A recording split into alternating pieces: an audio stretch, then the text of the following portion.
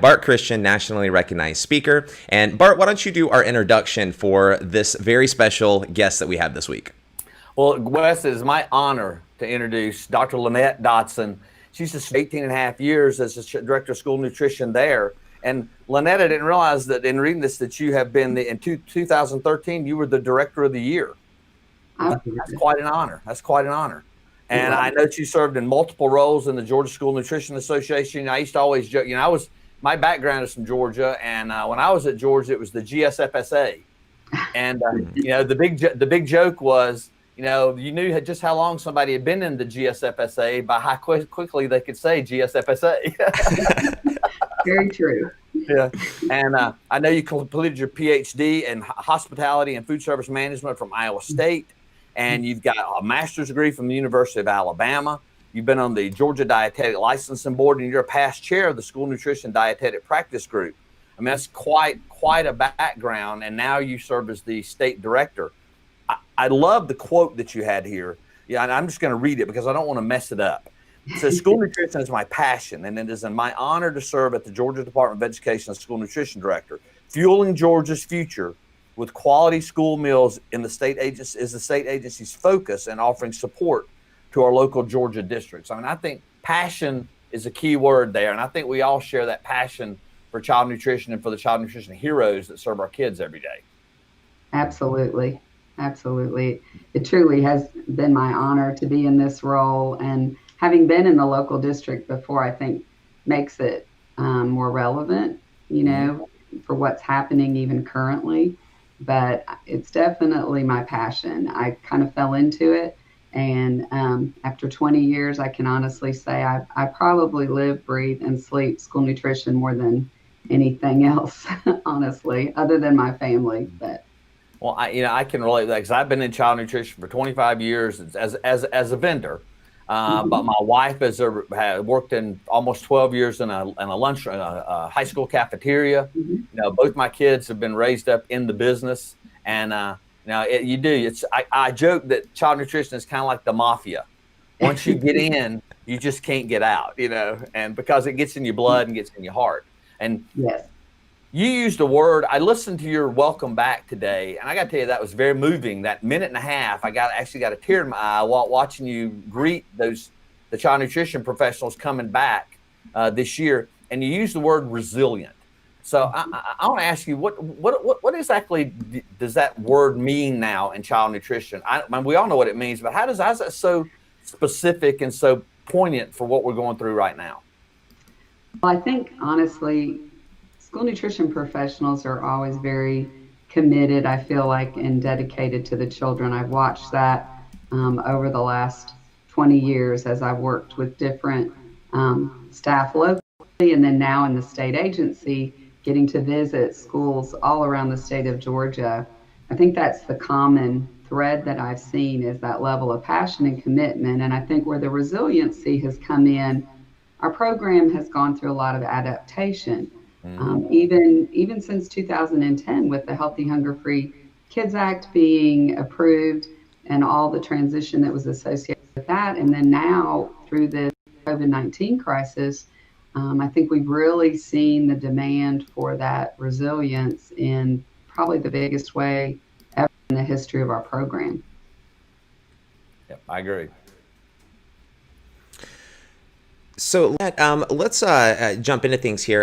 Talk to us a little bit about what's been happening in the state of Georgia with local school nutrition departments since March, really, and since the whole COVID pandemic kind of really got started. Well, on March 13th, when the governor made the announcement of the state of emergency, we actually were at the state agency watching it. Georgia had submitted a waiver request on that Monday. I was actually in Washington, D.C. at the Legislative Action Conference. Unfortunately, I spent most of Monday in a room trying to help develop the waiver request to send off to them, because we kind of were anticipating what was potentially coming. We had some outbreaks within the metro area.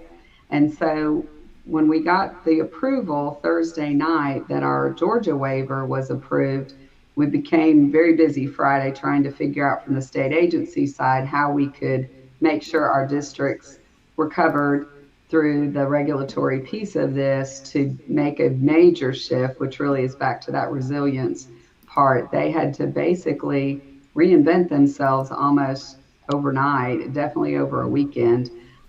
We spent that weekend as a state agency.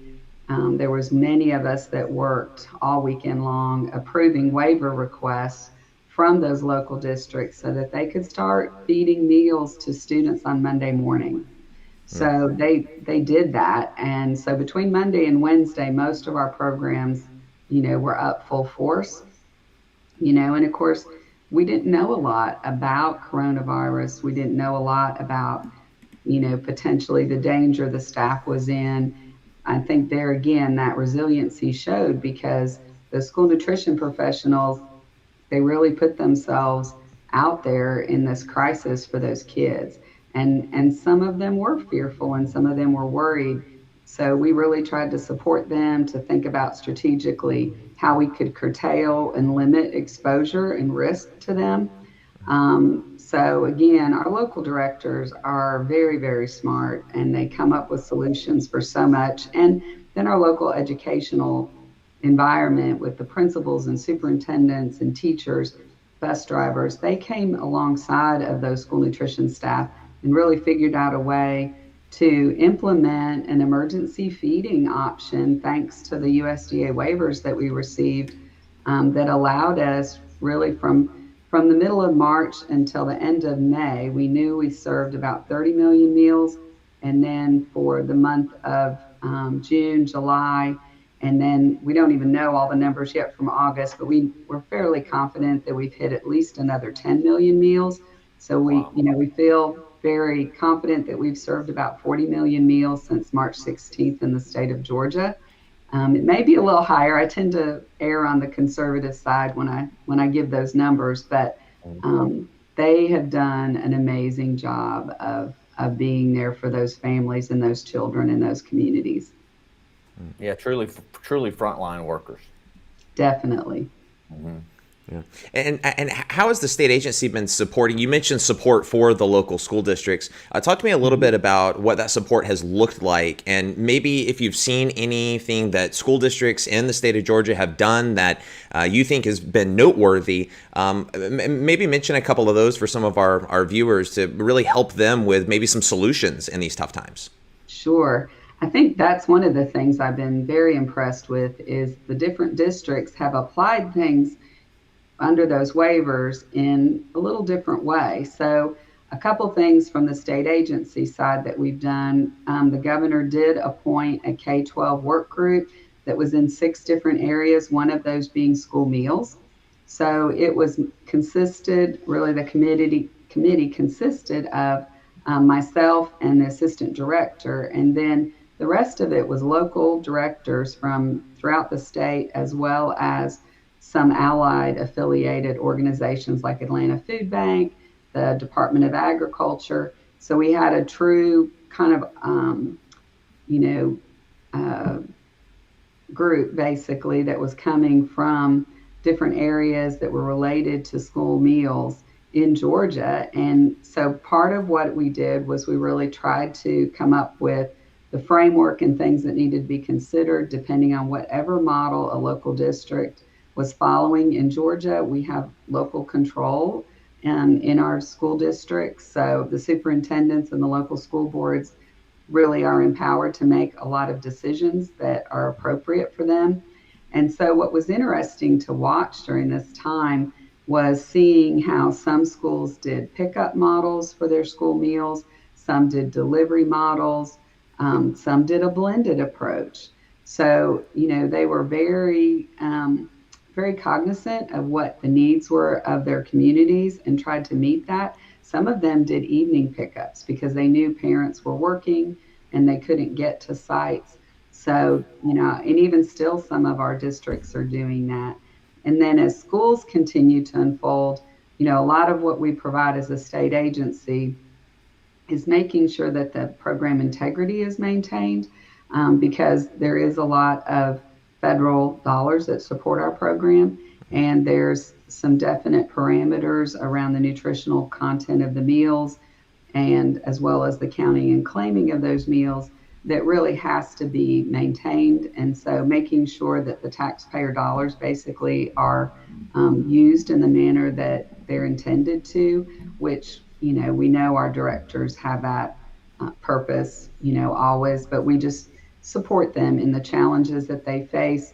We had multiple director briefings where we would get on a call basically and field questions from our directors across the state, try to help them walk through what USDA had granted as flexibilities.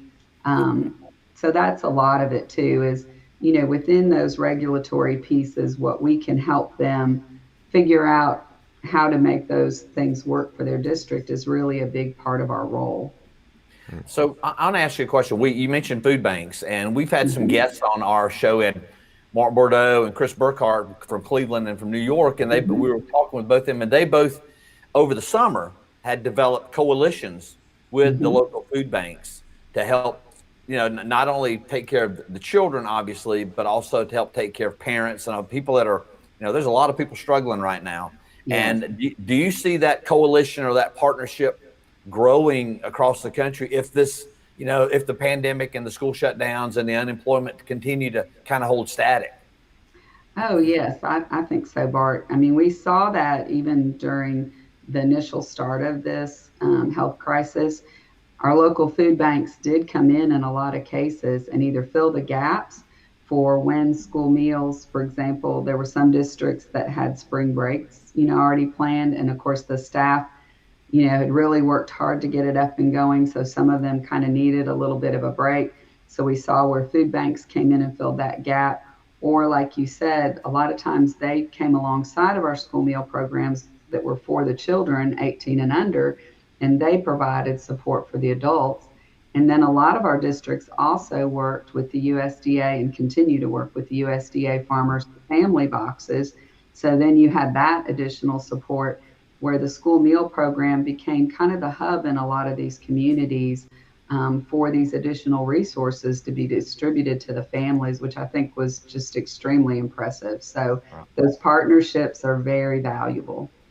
Well, Wes, I'm going to jump ahead in the question a little bit because I want to ask this, participation is obviously low in some districts. Some of these waivers are expiring. During the summer with seamless summer and things like that, it was very, very easy for the school to be that hub of feeding for the community. But now that you're having to follow NSLP and you're not able to do the things you're able to do with seamless summer, the record keeping and whatnot, how do you see that working as school goes on to help these families that were coming to school and getting meals for their infants, their toddlers, all the way up to age of 18, and it didn't matter really what school they went to; they could go pretty much anywhere and get taken care of. I think that has been a challenge for our local programs. Again, understanding that the health crisis is continuing, it's, I'm sure, very hard for families to understand that now we've shifted back to the National School Lunch and Breakfast Program from the Seamless Summer Program, and we're not able to support those additional children in those families that we were supporting over the last 5 or 6 months. And I know that's hard for our staff, to see those babies that they've been supporting, if you will. Exactly. And so, we do appreciate there are a lot of waivers that have been extended through the school year. The one, though, that probably, has been probably the hardest for people to adjust back to is the fact that seamless summer option, expired once school started. And so feeding children in enrollment areas based on school. And then I think, too, for us, we know connectivity is an issue. So when there's especially a delivery of meals or even bus routes being run, it's really hard to track that associated to those children that are in those communities. And, using computer software and things like that to manage that. I spoke with one director last week that because they don't have the internet connectivity when they run their bus route for their virtual students, she was doing rosters, and she had, spent a tremendous amount of time really establishing that paperwork that supports that meal service part. and she had no more gotten it done, then all of a sudden the dynamics of who those children were now that were part of virtual learning changed. So she had to redo all of that. And so the frustration where these, local directors and their staff have been working so hard to meet these needs, I think they continue to be challenged by some of those program requirements, and we certainly understand why they exist. But I think, from the other side of the fence, as a family that receives those benefits, it may be a harder thing to understand, why that's different. Yep. And I had to jump off for just a second, so I apologize if this was already asked. But what do you think the chances of universal feeding coming to pass, and what would, I guess, the impact do you see on this election coming up in November having on those efforts? You would ask me such a politically charged question. That's what we do here. That, I think, is the $1,000,000 question. To be honest, I think I've always wondered, and I guess coming into school nutrition from the food industry outside of school and education, I was used to commercial food service and hospital food service management before I came to school nutrition. It's interesting to me that school meals are the one factor of public education that are still tied to family economics. So, I think maybe this is an opportunity for people to maybe rethink some of that structure. I think school meals are such a valuable part of the school day. And so making those accessible to all children, I think knowing the nutritional composition of our meals and the benefits that provide to children could be tremendously valuable to public education, across our nation. So, maybe this is a point that people seriously consider that option moving ahead. I hope so. Me too. Bart, do you have any thoughts on that? I'm like her. It's a politically charged question, and I think that the reality of it is, I think nobody wants to see kids go hungry. And everybody wants to feed kids. I mean, I don't know of anybody that's so politically hard-hearted that they don't want to feed a child. I think the way we get there is going to be different based on who's in charge. But I think more than ever now that the opportunity, no matter who wins the election, the opportunity for SNA and for the states to begin to lobby really, really hard is here. Because, Linette, I've always known that child nutrition professionals are heroes. You've always known that. I've always known that. I've always known it in my heart, and I'm passionate about it. But the reality now is that the whole community knows it. The whole community knows it. They know the food. I've talked to directors who have told me that the parents that were the hardest to deal with in their district, once all this started happening and they're beginning to see the food that the children were getting, suddenly became some of their biggest fans. Wow. And I think that's really where we're at as far as that. We have a tremendous opportunity to really push our message, but we can't let it pass. That's my opinion. Right. No matter who wins. I agree. I think this is an opportunity for our program, because of the great work that's been done by these local districts in providing meals for their children. I think this is the opportunity to hopefully rethink some of these things that we know have been a little bit challenging in just normal program operations. Yeah. Well, since that was a politically charged question, we'll change the topic back to something that is equally as uncomfortable to talk about. We'll just go back to COVID-19. What type of training resources is the State Department offering in regard to COVID-19? And really, what would you suggest for school districts outside of, the normal hand washing and proper glove usage and things of that nature? What other types of trainings do you think districts should be giving and offering to their staff? Well, we have been, trying to be strategic in that even prior to COVID-19, we were looking at more of a blended training model where not everything we did was in person, but that we had some basically online learning available to local districts. In Georgia, we have very strong professional standards that have been implemented thanks to iconic people in school nutrition like Dr. Josephine Martin and Annette Bomar Hopgood.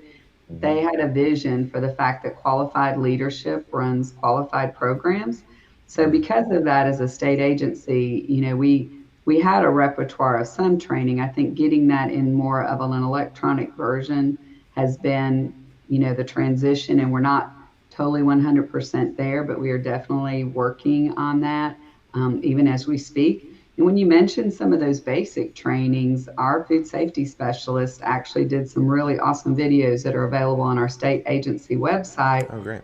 under school nutrition, around hand washing, how to wear a mask appropriately, how to clean, the difference between cleaning, sanitizing, and disinfecting. So they're awesome resources that our districts used in some of their startup training. I even learned some things about wearing a mask, to be honest, after watching her Dr. Ellen Steinberg's video. She just did it's a very practical, delivery of that content. And then with that too, we've also been very purposeful. I think we're the only state agency in the nation that has an academic nutritionist. Our state school superintendent, Superintendent Richard Woods, is quite a visionary. And so before I came to the state agency, he had this vision of having someone that basically tied academic lessons back to food-based learning in the school meal program. And so we've had someone in that role for 3 years, but now we've gone to more of a virtual delivery. So she does a weekly, her name is Kelly Toon, so it's Tune In on Tuesdays. And then we actually have a farm to school specialist as well, Holly Thaw. And so she's been doing Harvest with Holly. And so Very cool. it's very cool. It emphasizes the harvest of the month, points back to Georgia Grown. And so we did this initially to help parents kind of have those resources, but we know too they're great resources for teachers. So those are just some kind of extra things that we've done at Department of Education, but we're just constantly trying to think ahead and listening to our directors to see if we can meet their needs. Sometimes it's just a webinar where we're doing a Q&A and we walk through the practical application of some of the challenges that they're facing. Some of that's happened really quickly during this crisis. We knew sometimes it was a day or two, and we knew we had to get the information out to our directors. So we did a director's briefing and we taped it. And so those that couldn't attend live could view it later. So again, just trying to be agile for the demands that they're facing, so they have a better understanding of maybe how to manage some of those challenges. I love that branding and the marketing that you're doing with those shows. I think that's fantastic. Just on a completely separate, I guess, kind of conversation topic really quickly, what type of branding and marketing have you at the state agency been doing that you have either seen been very successful during these tough times, or maybe you've seen other districts apply in their department to really help just let parents know that they can still eat and that they're still serving food, to really help with those participation numbers?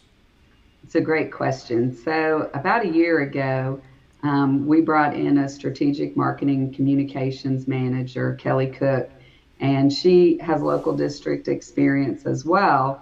And so what we tried to do was align ourselves with Georgia Department of Education, which their focus is educating Georgia's future. So we really played up Fueling Georgia's Future, which actually had been started just before I came to the state agency, but we hadn't fully implemented it as our brand, if you will.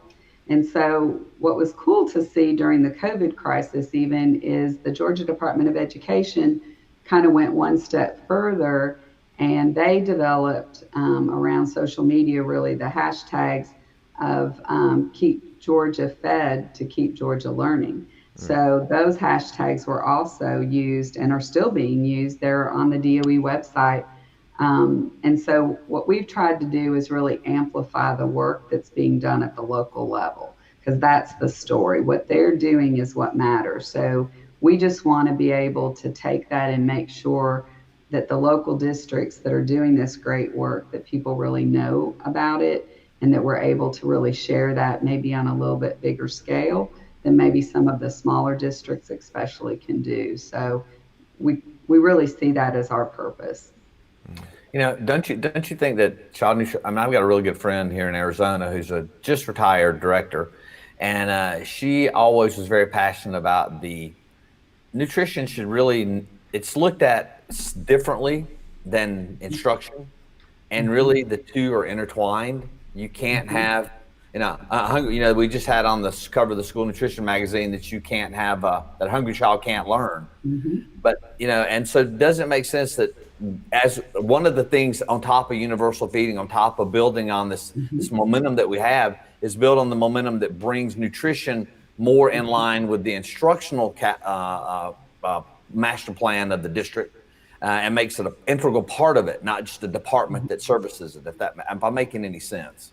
Yes, no, we agree 100%. And like I said, I think that's where we're so fortunate in Georgia. Superintendent Woods totally believes that and stresses that, and did actually before COVID-19.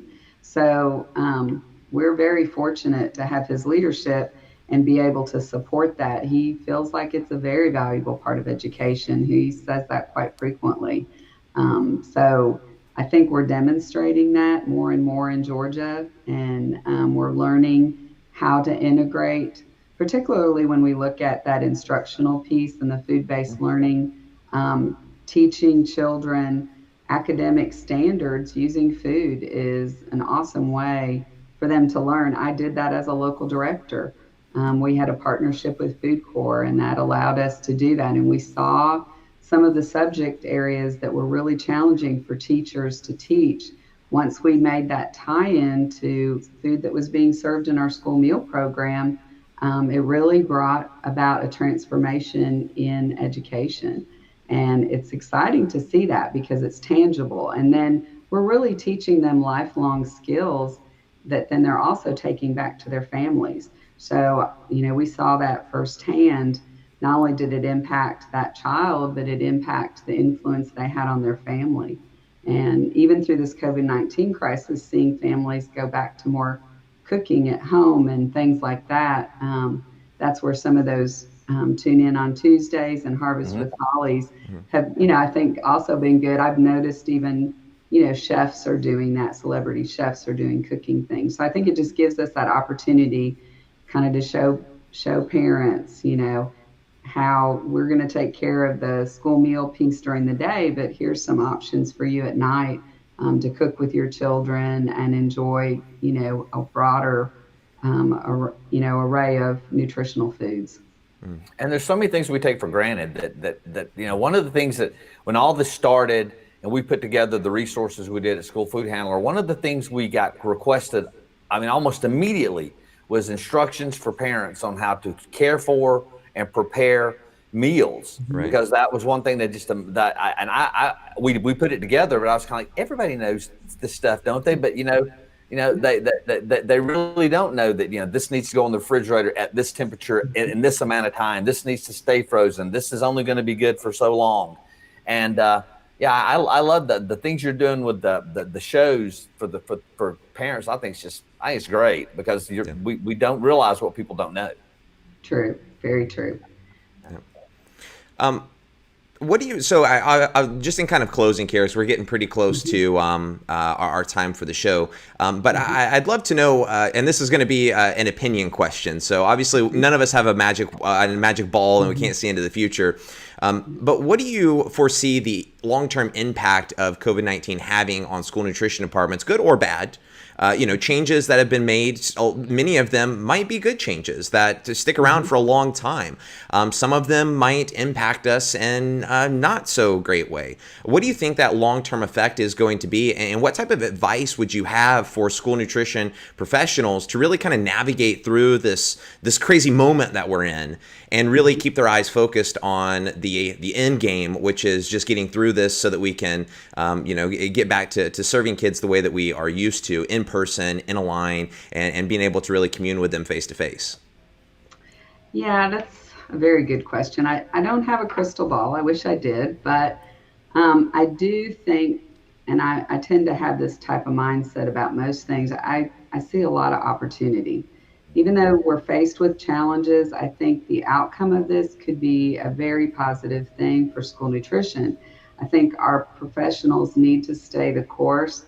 And as they say, keep the main thing the main thing. We're in the business of providing really good quality school meals that, really take care of children and help them be focused to learn and be successful, hopefully teaching them lifelong skills that help them to be healthier adults, even ultimately. But I have to believe that even though we were almost in a crisis feeding mode for a while, and I think we're starting to transition out of that a little bit, get back to some of the culinary aspects of our program, continue to focus on that.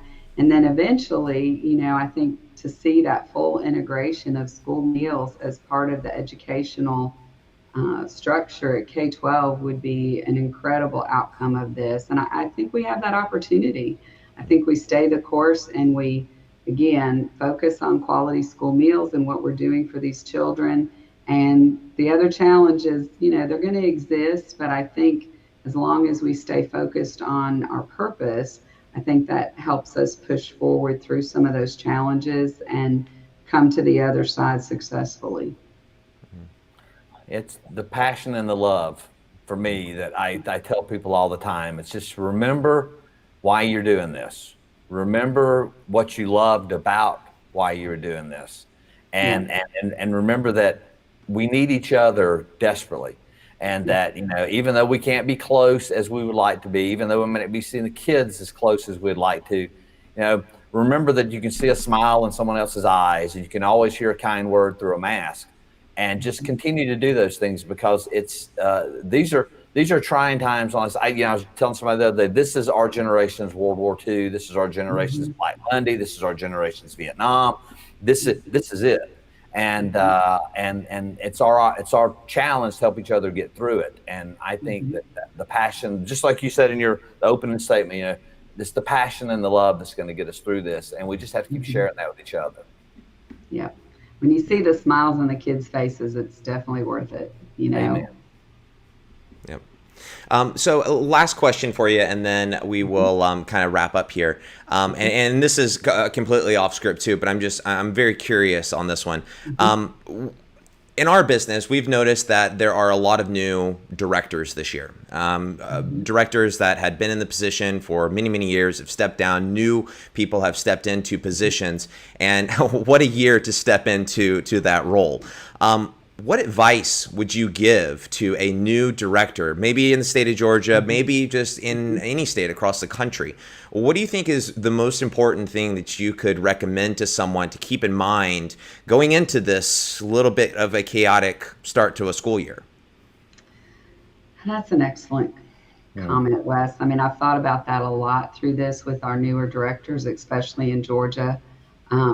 Veteran directors have struggled through this time, So I think one thing that comes to mind, and I've shared this with all of our directors in Georgia, and that is I think it's really important, and I actually shared it with the state staff too, as a matter of fact. I think we have to give ourselves grace, give ourselves, some grace in understanding that we're making the best decisions that we can in the moment.